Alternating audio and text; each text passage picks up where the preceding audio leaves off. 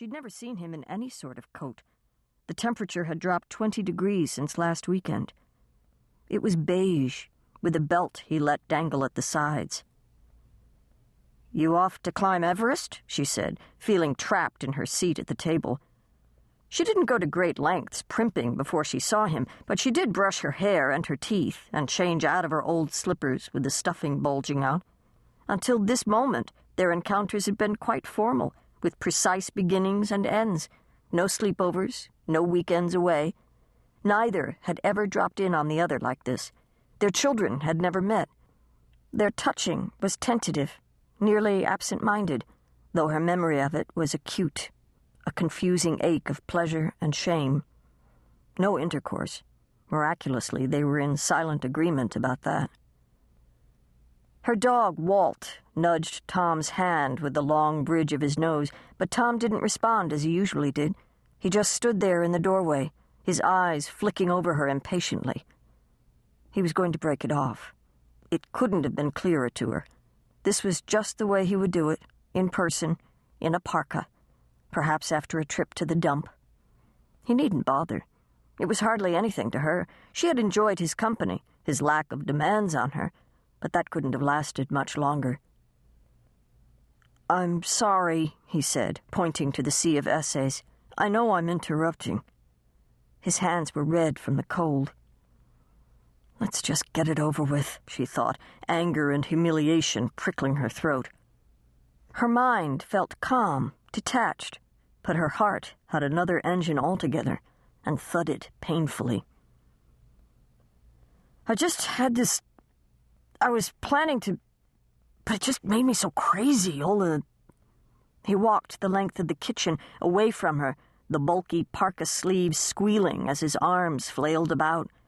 She wondered if he'd stitched it himself, this awful coat. She wished she'd never said she loved him.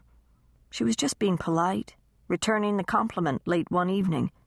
But now it turned out he'd been mistaken. Of course it had been too soon. His wife had only been dead a short while. She wished he'd just spit it out and go home. He reached the far counter, spun around, and with 3 long strides he was there before her, hovering over her and her work. He smelled of something familiar. Maple syrup, maybe. His eyes finally settled on hers. "I love you, Vida. I do. But it's not enough for me. It's not enough to simply love you. I wish for everyone's sake it were, but it's not. I want to marry you." A laugh or a sob, Vida couldn't tell which, pushed its way out of his chest. "I want to marry you." Out of the parka came a ring, no box, that clinked as it landed in her teacup. "Damn," he said, fishing it out with thick, shaking fingers. "I'm sure you've had better proposals than this. I'm just not that type." It was, in fact, her first proposal. Another woman, a better woman, might have confessed this. She never would. She had let him believe, along with everyone else up here, that she'd been married to Peter's father. The ring hovered now, too, caught in the tips of his fingers. Suddenly she understood the true role of the ring. It forced, as T.S. Eliot would say, the moment to its crisis. Without it, a proposal was just a question, a query, and the response could be the beginning of a conversation that might last weeks or years. But the ring demanded the final answer within a few seconds. You either reached up and took it, or you kept your hand on top of Hank Fish's essay on Emerson. And once you took it, you'd have an awkward time of giving it back. But to not take the ring, to leave it untouched, to watch it go back into the parka pocket, the proposal marked with a fat F. Who could deliver that blow? She heard Peter upstairs, crossing the landing to the bathroom. She'd always imagined these moments filled with ecstatic conviction, but this moment was about ending the embarrassment, stopping the shallow breaths through Tom's nostrils and the little laugh sobs he was trying to suppress. It was about Peter upstairs and her terror of the mornings, and all the years they'd been alone together in this house. Whether she spoke or simply nodded, she'd never know. All she knew was that the ring, several sizes too big, was slipped on her finger, and Tom was kissing her, then burying his face in her hair, then kissing her again. Everything felt rubbery.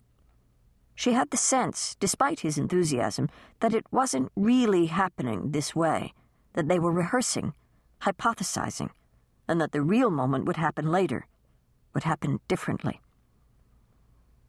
Tom called up to Peter, who launched himself down the stairs immediately, his lack of athleticism embarrassing to her in Tom's presence. His face was bright red. He already knew. Even before Tom made the announcement, clutching her at the shoulders, she saw that Peter already knew. "I am so psyched," he said, pumping Tom's hand, then raising both fists in the air as if it were the successful end of a soccer game.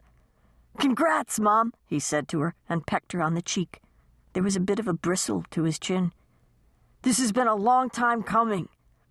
He was beaming at her, though he barely knew Tom. A handful of hellos at the door, that was all. They celebrated with cookies and cider. She filled the glasses, passed the plate, but still she was somewhere apart from her body, and this moment was somehow apart from the rest of her life. Again and again she felt they were practicing, all three of them, and each time she smiled at Tom or Peter, she felt they were acknowledging that, too. She walked Tom out to his car. She hoped that this would serve as their date, that she could have the rest of the evening to herself to finish her work. But he hugged her again and said he'd pick her up at 7. He got into his car, then leapt out. "I almost forgot." He reached into the back seat. "A little engagement present." It was a blue box with his insignia on it, Ballou Clothiers. He had been that certain she'd say yes. "When I was a very little boy," he said, leaning against the car and pulling her toward him in a gesture of familiarity that was probably familiar only to his wife, in the grave. "My grandfather made a dress for a customer, a very simple dress. A few weeks later, a friend of hers came in the shop and ordered the exact same dress. She said her friend had told her it was a magic dress. After that, he got another request, and another. My grandfather must have made 25 of those dresses. I forgot all about them, and then when I saw you, I remembered. I remembered the dress exactly, right down to the pearl buttons. I don't know why."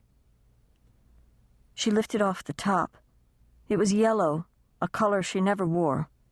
She was relieved that it was a summer dress with tiny capped sleeves.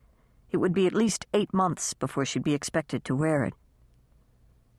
"It's lovely," she said, holding it up to herself. Dear God, what had she done? "It's magic." He kissed her again. The kisses were different now, firmer, possessive. "Tom the tailor made me a dress," she imagined telling Carol, though she knew she wouldn't. She watched his car turn off her gravel road and onto the paved school avenue, which carried him past the mansion and all its new limbs, then the tennis bubble, then the hockey rink, in a long arc, before finally setting him back on the main road. She would have to leave this campus, this haven of 15 years, if she actually married him. "Aren't you freezing?" Peter called to her from the front door. There was a thrill, a wildness in his voice she'd never heard before. She opened the trunk of her car and tossed the box in. "What's in the box?" he'd ask when she got a little closer. He was going to have so many questions this afternoon. She stopped on the path to the house and lit a cigarette to buy herself some more time.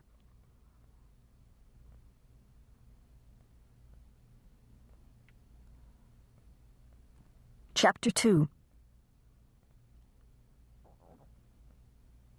At his mother's wedding, Peter danced with his new stepsister, Fran, whose attention had slid over the top of his head at the beginning of the song. She wasn't focused on anything in particular, which made her lack of interest in him all the more apparent. But he was simply happy to be dancing with her. He might never again have the opportunity to dance with someone so thoroughly out of his league.